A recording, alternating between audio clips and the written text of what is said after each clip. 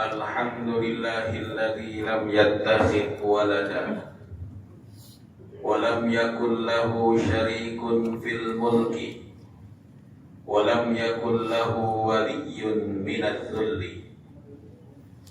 Ashhadu an la ilaha illallah syahadatan tudkhiluna darul khulud wa ashhadu anna sayyidana wa nabiyyana Muhammadan abduhu wa rasuluhu sahibul maqamil mahmud. Allahumma salli wa sallim wa barik ala sayyidina Muhammadin wa ala alihi wa sahbihi ajma'in. Subhanaka la ilma lana illa ma 'allamtana innaka antal alimul hakim. La haula wa la quwwata illa billahil aliyyil azim. Amma ba'du. Faya ayyuhal hadirun ittaqullah usini nafsi wa iyyakum bitaqwallah wa ta'atihi la'allakum tuflihun. Walaqad qala Allah ta'ala fil Qur'anil Karim, a'udzu billahi minasy syaithanir rajim. Bismillahirrahmanirrahim. Qul huwallahu ahad, Allahus samad, lam yalid wa lam yulad wa lam yakul lahu kufuwan ahad. Shadaqallahul azim. Hadirin jamaah Jumat rahimakumullah, izinkanlah khatib yang fakir ini mengajak diri khatib pribadi pada khususnya serta hadirin sekalian pada umumnya untuk sama-sama kita meningkatkan ketakwaan serta keimanan kita kepada Allah Subhanahu wa taala. Sama-sama kita merenung bahwa hidup ini bagaikan garis lurus yang sekali tergores tak akan pernah bisa kembali lagi. Hidup ini akan terus bergerak dan sekali melangkah makin dekatlah kita pada satu hari. Di hari itu mulut ini akan terkunci, kata pun tak akan pernah bisa keluar lagi. Yang berbicara adalah tangan, yang bersaksi adalah kaki. Itulah hari yang Allah ingatkan kita dalam Al-Quran. Al-yawma nakhtimu ala afwahihim wa tukallimuna aydihim wa tashhadu arjuluhum bima kanu yaksibun. Hari itu kata Allah, kami tutup mulut mereka, yang bersaksi adalah tangan mereka dan kaki-kaki mereka terhadap apa yang pernah mereka lakukan di muka bumi ini. Karena itu Rasulullah pernah mengingatkan, bertanya pada para sahabat, yang pertanyaan itu masih relevan untuk dipertanyakan pada diri ini, pada detik ini. Apa kata Nabi ketika menguburkan salah seorang di antara sahabat yang wafat? Nabi bertanya, limithli hadza ista'iddun, siapkah kalian untuk menghadapi kematian ini? Karena ternyata kematian bukan merupakan akhir dari perjalanan, justru kematian merupakan awal dari sebuah perjalanan yang panjang. Sehingga Utsman berkata, innal qabra awwalu manzilin min manazilil akhirah. Kuburan itu, kata Sayyidina Umar, merupakan pos pertama dari pos-pos menuju ke akhirat. Kalau di pos pertama ini sudah gampang, maka selanjutnya aisar akan lebih gampang lagi. Tapi jikalau di pos ini sudah susah, maka pos-pos berikutnya akan lebih susah. Dan ternyata kematian tidak pernah nunggu kita siap, tapi justru kita harus selalu siap kapan kematian menjemput kita semuanya. Jamaah Jumat rahimakumullah, kalau kita buka Quran, dari 124.000 nabi, 313 rasul, ternyata tidak satu pun yang dijelaskan bagaimana kelahirannya. Yang hanya dijelaskan tentang kelahirannya adalah Nabi Isa alaihissalam. Bahkan Allah secara detail menjelaskan bagaimana mulai pembuahannya. Maryam didatangi oleh malaikat Jibril, lalu Maryam harus keluar dari kota Yerusalem karena mendapat tekanan batin, dihina dan diolok oleh orang-orang yang ada di Yerusalem. Sehingga Maryam ketika melahirkan Nabi Isa alaihissalam akhirnya harus menyempi, bersandar di pohon korma seraya berkata, "Ya laitani mittu qabla hadha wa kuntu nasyam mansiya." Ya Allah, lebih baik aku mati daripada menanggung berita seperti ini.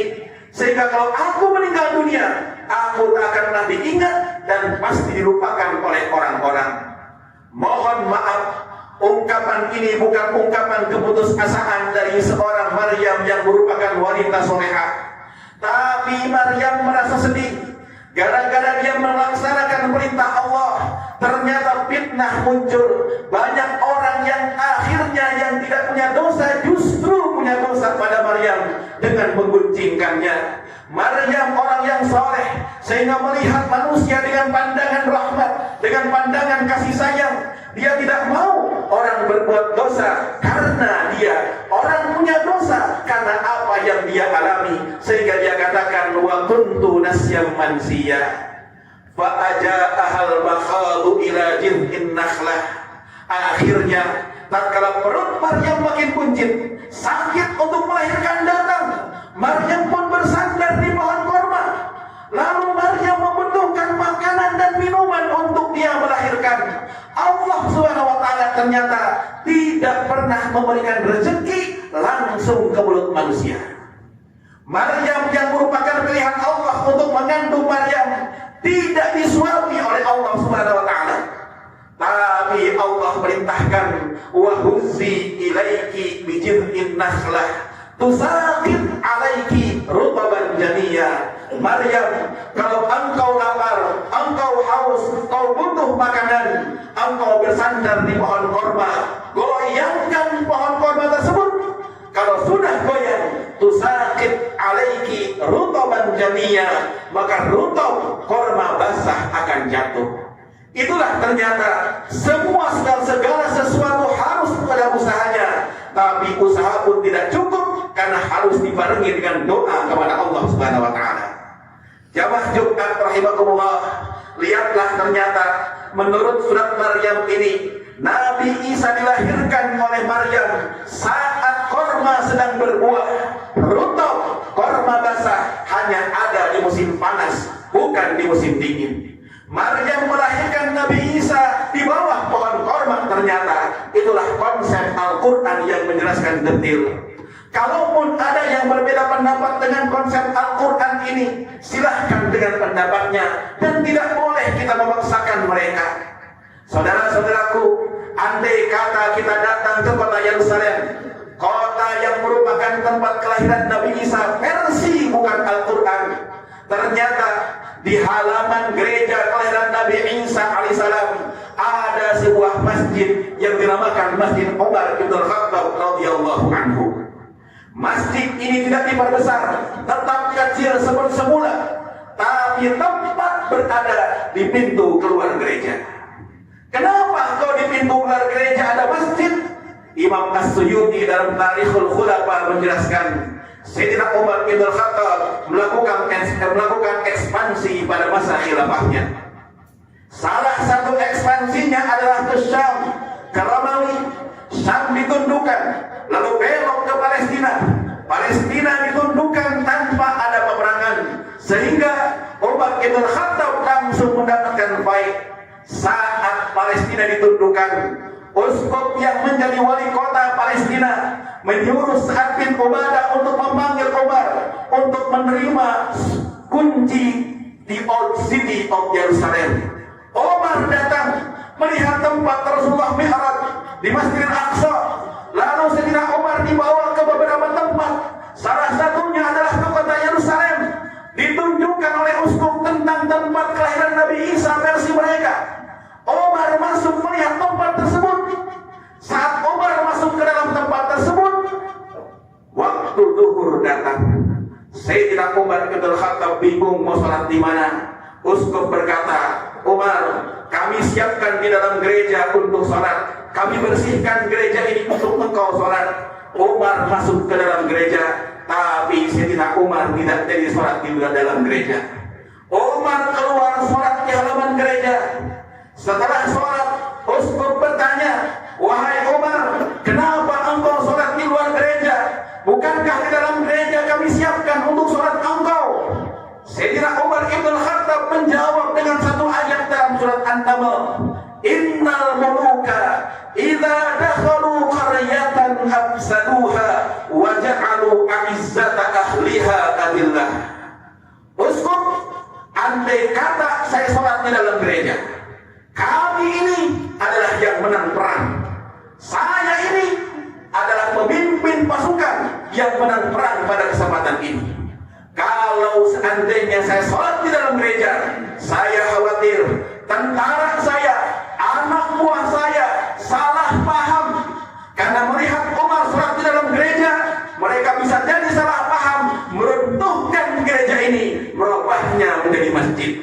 Umar berkata, "Idhabu wa antum tulaqa." Silahkan engkau pergi dan kau bebas untuk memilih keyakinan engkau masing-masing. Itulah Umar bin Khattab. Toleransi yang diajarkan oleh Rasulullah SAW dipraktekkan oleh Sayyidina Umar bin Khattab radhiyallahu anhu. Semoga Allah bimbing langkah kita semuanya. Allah istiqomahkan dalam ajaran Nabi kita, dan Allah kumpulkan ketika wafat dalam keadaan husnul khatimah, berada dalam barisan Rasulullah sallallahu alaihi wasallam. Inna ahsanal kalam kalamullahil malikil mannan wa biqaulihi yahtadil muhtadun. A'udzu billahi minasy syaithanir rajim. Bismillahirrahmanirrahim. Wal 'ashri innal insana lafi khusrin illa alladziina aamanu wa 'amilus shalihaati wa tawassaw bil haqqi wa tawassaw bis sabr. Barakallahu li wa lakum fil Qur'anil 'azim wa nafa'ani wa iyyakum bima fihi minal ayati wadh-dhikril hakim wa taqabbala minni wa minkum tilawatahu innahu huwas samii'ul 'aliim wa qur rabbighfir warham wa anta khairur rahimin.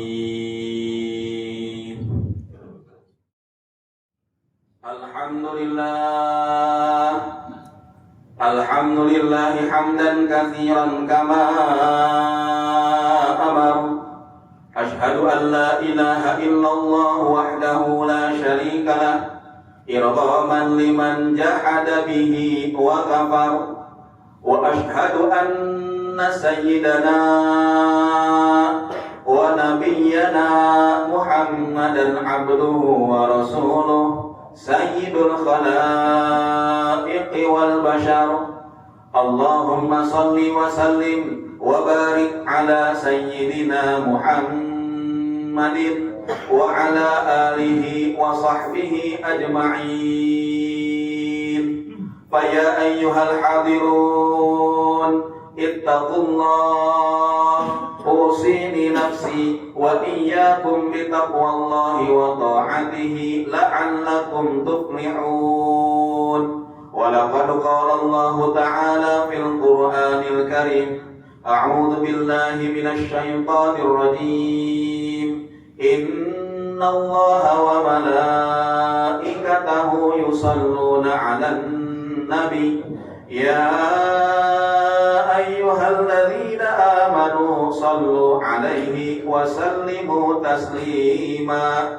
Allahumma salli wa sallim wa barik ala sayyidina Muhammadin wa ala alihi wa sahbihi ajma'in wa ala tabi'in wa ala tabi'it tabi'in wa man tabi'ahum بإحسان إلى يوم الدين وارض اللهم عنا وعنهم برحمتك يا أرحم الراحمين. اللهم اغفر للمؤمنين والمؤمنات والمسلمين والمسلمات الأحياء منهم والأموات innaka sami'un qaribun mujibud da'wat ya qadiyal hajat. Ya Allah, terima kasih Kau berikan hidayah dalam hati kami. Terima kasih masih Kau berikan kesehatan dan umur pada kami. Terima kasih ya Rabb, Kau jadikan kami umat Rasulullah sallallahu alaihi wasallam. Ya Allah, inilah kami umat Nabi-Mu yang belum pernah melihat bagaimana wajah Nabi kami. Tangan kami belum pernah berjabatan tangan dengan tangan mulia Rasulullah sallallahu alaihi wasallam. Kuping kami belum pernah mendengar bagaimana indahnya suara Rasulullah sallallahu alaihi wasallam. Bahkan kami terlahir ya Allah jauh dari masa Nabi. Kau takdirkan kami terlahir ya Allah di tempat yang jauh dari tempatnya Rasulullah sallallahu alaihi wasallam. Ya Allah, hari ini ya Rabb, izinkan kami hanya punya rasa cinta pada Rasulullah, izinkan hati hanya punya rasa rindu pada Nabi. Bahkan banyak di antara kami yang hanya punya cita-cita dalam hatinya untuk bisa sampai ke kota Madinah Al-Munawwarah, salat di tempat salatnya Rasulullah di Raudhah, mengucapkan salam di depan makam Nabi kami Muhammad sallallahu alaihi wasallam. Ya Allah, di hari Jumat yang agung ini, izinkan Kau sampaikan salam rindu kami pada Nabi kami, salam cinta kami pada Rasulullah sallallahu alaihi wasallam. Assalamu alayka ya Rasulullah, assalamu alayka ya Habiballah, assalamu alayka ya Safwatallah. Ya Allah, di hari Jumat yang mulia ini, perkenankan kami bersimpuh di hadapan Engkau. Kami sadar sunnah Nabi kami sering kami tinggalkan, ajaran Nabi kami sering kami lupakan, hidup kami bergelimang kemaksiatan. Hari ini ya Allah, perkenankan kami tengadahkan tangan memohon ampunan pada diri-Mu ya Allah. Sudilah kiranya Kau ampuni dosa-dosa kami, perkenankan Kau maafkan segala kesalahan kami. Ya Allah, hidup kami yang akan datang bisa jadi tak akan pernah lebih lama dibandingkan hidup yang telah kami lampaui ya Allah. Karena itu kami mohon bimbingan-Mu agar sisa hidup kami bisa bermanfaat untuk agama-Mu. Keberadaan kami di muka bumi ini ya Allah, yang mungkin tak akan lebih lama dibandingkan yang telah kami lampaui, bisa membawa maslahat untuk umat Nabi-Mu, sehingga tatkala kami wafat meninggalkan dunia ini, Kau wafatkan kami dalam keadaan husnul khatimah, dan Kau kumpulkan kami dalam barisan Rasulullah sallallahu alaihi wasallam. Allahumma rabbana ighfir lana dhunubana wa liwalidina warhamhum kama rabbawna shighara. Ya Allah, adanya cinta dalam hati kami pada Rasulullah, adanya keimanan yang tertanam dalam hati kami, yang menanamkan pertama kali adalah sosok ibu dan bapak kami ya Allah. Ya Allah, kami bangga menjadi putra putri mereka ya Rabb. Dengan kesabaran mereka, mereka bimbing kami ya Allah. Bahkan apa yang kami dapatkan sekarang tidak lain bisa jadi karena doa-doa mereka, karena usaha-usaha mereka. Orang tua kami begitu besar pengorbanannya, sampai-sampai banyak di antara ibu dan bapak kami yang dalam hidupnya belum sempat sujud di tempat sujudnya Rasulullah di Raudhah, belum sempat datang ke Mekah munajat di depan Ka'bah. Bukan mereka tidak mau haji ya Allah, bukan mereka tidak mau umrah ya Allah, tapi mereka berkorban demi kami anak-anaknya ya Allah.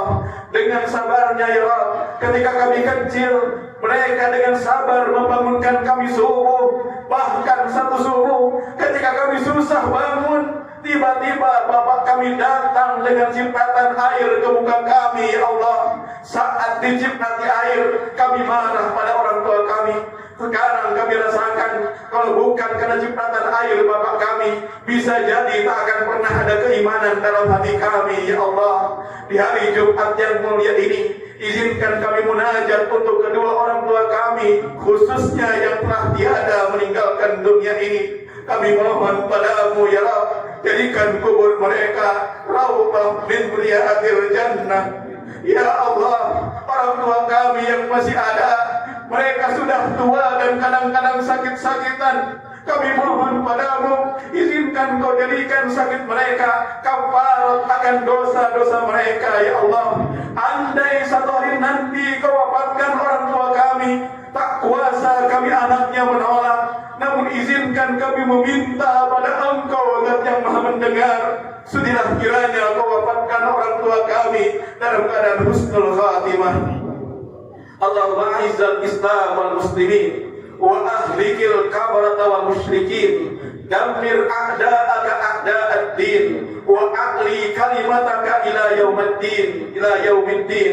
Allahumma anfa'anna al-bala wal waba wal fahsya wal zalazil wal mihan ma dhahara minha wa ma batan min baladina hadha khasah wa min jami'il buldani 'amah innaka 'ala kulli syai'in qadir. Rabbana atina fid dunya hasanah wa fil akhirati hasanah wa qina 'adzabannar. Ibadallah, innallaha ya'muru bil 'adli wal ihsan wa ita'i dzil qurba wa yanha 'anil fahsya'i wal munkari wal baghi ya'idukum la'allakum tadhakkarun. Fadhkurullahal 'azim yadhkurkum washkuruhu 'ala ni'amihi yazidkum was'aluhu min fadlihi yu'tikum wa la dzikrullahi akbar.